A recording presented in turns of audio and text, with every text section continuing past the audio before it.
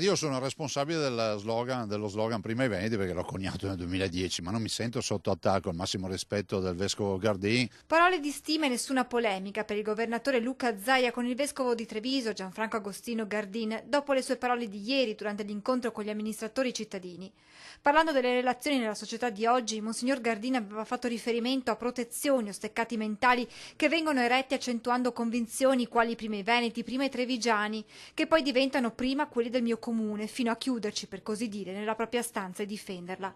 Ma il presidente della regione Veneto ribadisce, come già fatto in più occasioni, come nessuno voglia chiudere la porta a chi viene qui per vivere nella legalità. Non conosco un trevigiano, non conosco un veneto che sbatterebbe la porta in faccia a una persona che non è veneta, se ha bisogno, se è una persona per bene, che rispetta le leggi. Se poi qualcuno ci dice che dobbiamo ospitare delinquenti, far finta di non vedere quando fanno marachelle o peggio ancora fanno degli atti di estrema violenza, io dico che prima il Veneto. Il vescovo Gardin nel suo intervento aveva poi parlato di un senso di precarietà diffusa, alimentata oggi da nuove paure urbane, alcune di esse forse un po' volutamente enfatizzate da alcuni. I timori dei cittadini sono reali, dice il governatore Zaia. Ogni giorno parlo con persone che hanno subito furti o rapine. Le preoccupazioni dei nostri cittadini non sono campate in aria, ma sono realtà, e questi cittadini hanno l'inquietudine di essere aggrediti, di subire rapine di notte o quant'altro, e penso che debbano essere ascoltati. Dall'altro, mi lasci dire, il vescovo si occupa delle anime e noi ancora ci occupiamo dei corpi.